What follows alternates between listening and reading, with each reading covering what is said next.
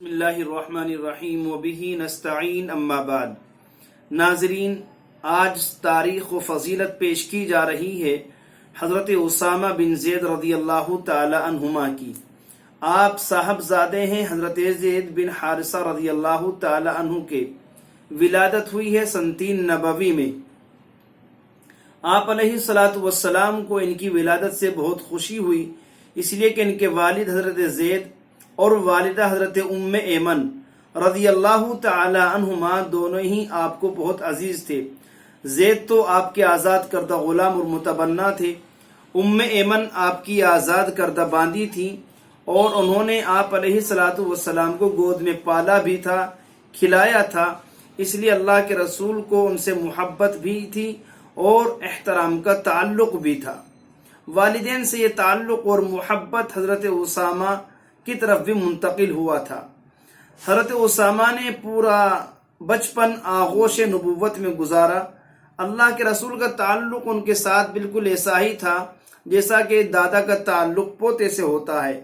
آپ انہیں اپنی گود میں لیتے اور ضرورت پڑنے پر اپنے دست مبارک سے ان کی ناک بھی صاف فرما دیتے۔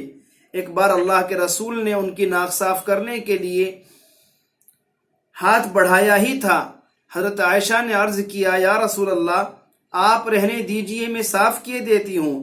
اللہ کے رسول نے فرمایا، عائشہ یہ بچہ مجھے محبوب ہے، تم بھی اس سے محبت کیا کرو۔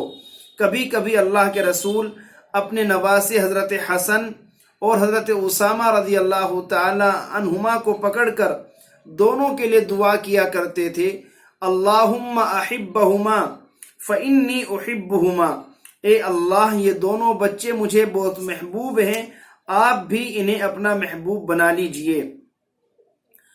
حضرت زید کے بیٹے حضرت اسامہ رضی اللہ تعالیٰ عنہ اور ان کی اہلیہ حضرت ام ایمن آپ کے اہل خاندان ہی کی طرح تھے، مکے میں بھی اسی طرح رہے، اور ہجرت کے بعد مدینہ طیبہ میں بھی یہ تینوں حضرات اللہ کے رسول علیہ الصلوۃ والسلام کے انتہائی قریبی لوگوں میں ان کا شمار تھا، اور صحابہ کرام بھی ان کو انتہائی مقرب اور معتمد علیہ لوگوں میں سمجھتے تھے۔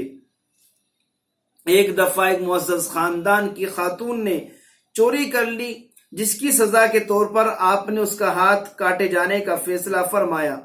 اس کے خاندان کے لوگوں کے لیے یہ فیصلہ بہت تکلیف دہ اور رسوا کن تھا، لیکن آپ سے کچھ عرض کرنے کی ہمت نہ تھی۔ بہت غور و فکر کے بعد ان لوگوں نے فیصلہ کیا کہ یہ کام اگر کوئی کر سکتا ہے سفارش کرنے کا تو اسامہ کر سکتے ہیں۔ چنانچہ سفارش کی ہمت اللہ کے رسول کے چہیتے اسامہ بن زید سے کرنے کی کوشش کی، اور حضرت اسامہ رضی اللہ تعالی عنہ نے سفارش بھی کی، لیکن اللہ کے رسول نے اس کو قبول نہیں فرمایا۔ حدود خدا بندی کے معاف کرنے کا اللہ کے رسول کو بھی اختیار نہ تھا۔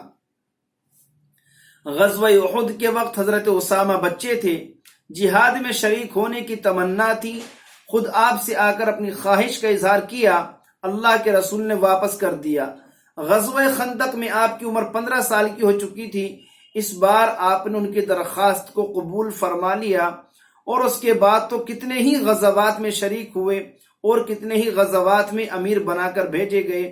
غزوہ موتا میں جس میں ان کے والد حضرت زید بن حارثہ شہید ہوئے، وہ اپنے والد کی سرکردگی میں شریک غزوہ ہوئے ہیں اور اپنی آنکھوں سے اپنے باپ کی شہادت کو دیکھا۔ پھر اللہ کے رسول نے اپنی حیات طیبہ کے بالکل آخر میں اسی علاقے کے فتح کرنے کے لیے جو باپ کے ہاتھوں فتح نہ ہو سکا تھا، ایک عظیم لشکر حضرت اسامہ رضی اللہ تعالی عنہ کی قیادت میں بھیجا۔ اس لشکر میں حضرت ابو بکر، حضرت عمر فاروق، سعد بن ابی وقاص، ابو عبیدہ بن جراح جیسے جلیل القدر صحابہ کرام تھے۔ اس وقت حضرت اسامہ کی کل عمر 20 سال تھی۔ بعض حضرات کو اس پر اشکال ہوا کہ بڑے بڑے صحابہ کرام عمر کے اعتبار سے بھی، مقام و مرتبے کے اعتبار سے موجود ہیں، اسامہ جو ایک نوجوان شخص ہیں ان کو امیر کیوں بنا دیا گیا؟ روایت میں آتا ہے تو اللہ کے رسول نے اشکال پر فرمایا، اگر تمہیں اسامہ کی امارت پر اشکال ہے تو تم تو ان کے باپ زید کی امارت پر بھی اشکال کر چکے ہو، حالانکہ وہ واللہ امارت کے بھی اہل تھے اور واللہ مجھے انتہائی محبوب بھی تھے۔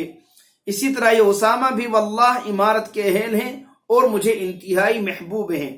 صحیح مسلم کی ایک روایت میں فَأُوصِيكُمْ بِهِ فَإِنَّهُ مِن صَالِحِكُمْ کا بھی اضافہ ہے، یعنی میں تم لوگوں کو اسامہ کے ساتھ حسن سلوک کرنے کی وصیت کرتا ہوں، اس لیے کہ وہ تم لوگوں کے صالحین میں سے ہیں۔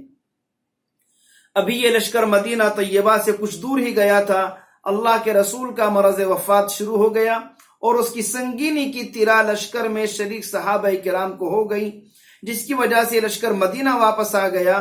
جب واپس آ کر حضرت اسامہ اللہ کے رسول کی خدمت میں حاضر ہوئے تو آپ کا بولنا بند ہو چکا تھا، لیکن آپ اپنے دونوں ہاتھ حضرت اسامہ رضی اللہ تعالی عنہ پر رکھتے اور پھر دعا کرنے کے انداز میں آسمان کی طرف اٹھاتے۔